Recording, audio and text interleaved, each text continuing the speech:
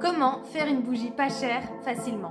Dans cette vidéo, je vais te montrer et t'expliquer comment je fais mes propres bougies par moi-même avec seulement quelques euros. Si tu veux développer ta créativité en peu de temps, clique sur le bouton s'abonner juste en dessous de la vidéo parce qu'on se retrouve chaque vendredi pour de nouvelles activités manuelles. Je vais te montrer les 7 étapes les plus importantes pour que tu crées par toi-même tes propres bougies hyper originales. Et surtout pour que tu puisses les décliner à l'infini pour que tu aies un maximum de bougies de différentes senteurs et styles. Avant de commencer la recette, je te conseille vivement de rester jusqu'à la fin de la vidéo parce que je te donne une information cruciale si tu veux faire tes propres bougies en toute sécurité. Pour créer cette bougie, je me suis inspirée de l'hiver et de la période de Noël. Je voulais vraiment créer une bougie réconfortante et qui apporte ce côté cocon et chaleureux qu'on recherche souvent en hiver. Pour commencer, tu vas préparer tes ingrédients. Donc tu vas avoir besoin d'un pot en verre. Moi j'utilise des pots à bougies que j'ai déjà finis. Je te conseille de réutiliser au maximum les pots en verre que tu as déjà utilisés pour éviter de surconsommer.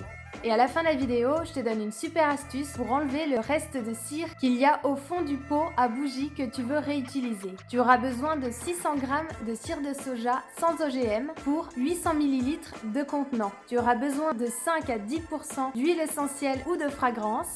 Je te mets la liste en barre d'infos des huiles essentielles et des fragrances que tu peux utiliser sans aucun risque dans ta cire de soja. Il te faudra aussi des mèches à bougie, un thermomètre spécialement conçu pour les liquides et l'alimentaire et des éléments de la nature. Tu vas pouvoir en trouver directement dehors chez toi ou dans un parc. Donc tu vas pouvoir récolter des petits cailloux, des glands, des petites fleurs.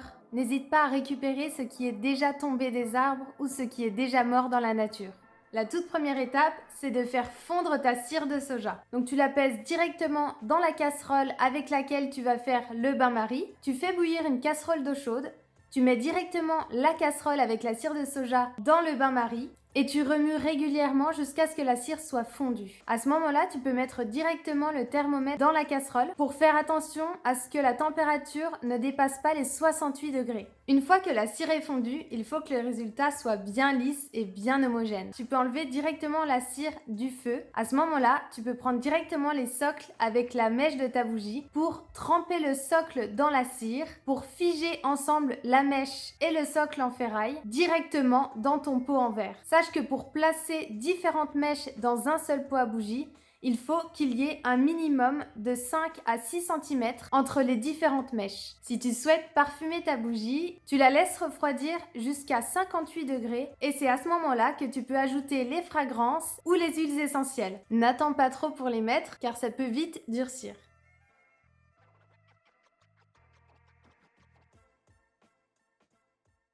Pendant que vous êtes en train de faire refroidir votre cire pour ajouter les fragrances, c'est à ce moment-là que vous pouvez fabriquer un ustensile ou prendre un ustensile assez dur pour faire tenir vos mèches sur le dessus de votre contenant avec du scotch. Donc moi je vais prendre du scotch, je vais attacher la mèche avec le scotch et sur le petit bâton au-dessus de la bougie pour pouvoir faire tenir le tout et pouvoir verser ma cire en toute tranquillité.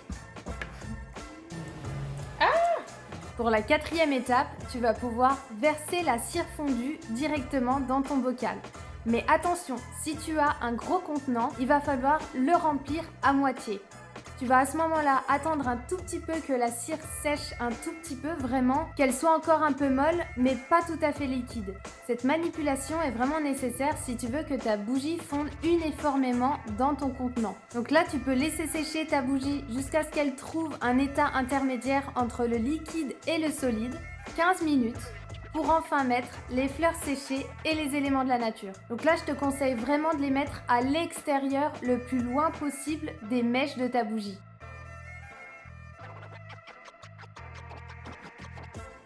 Et tu peux maintenant laisser sécher ta bougie complètement pendant 48 heures à l'air libre.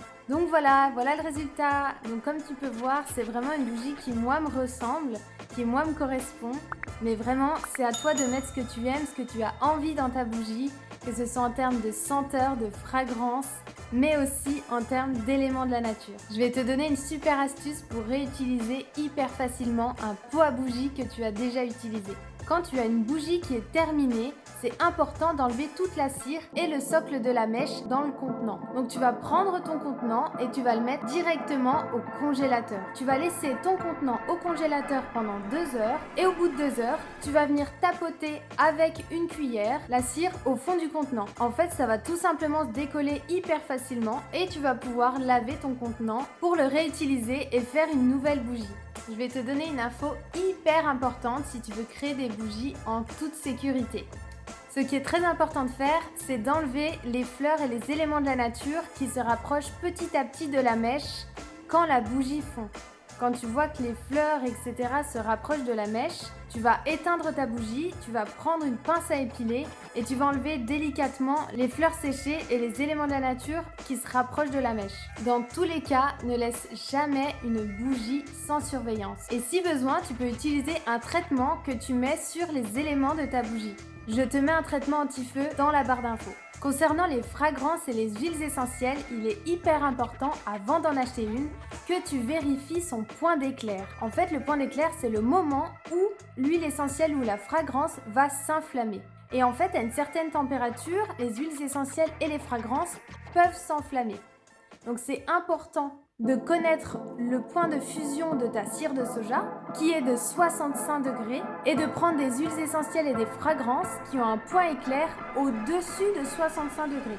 Toute la liste des huiles essentielles et des fragrances que je t'ai mis en barre d'infos sont entièrement sécurisées et entièrement faites pour être utilisées avec de la cire de soja. Tu n'as aucun souci à te faire, tu peux même vérifier sur chaque élément que tu achètes, le point éclair est bien au-dessus du degré de point de fusion de la cire de soja. Maintenant que tu sais faire ta propre bougie par toi-même et la décliner à l'infini, tu vas pouvoir en faire pour toi mais aussi pour les autres. Justement, j'ai fait une playlist où je fais plein d'activités manuelles différentes, que ce soit pour toi, pour offrir.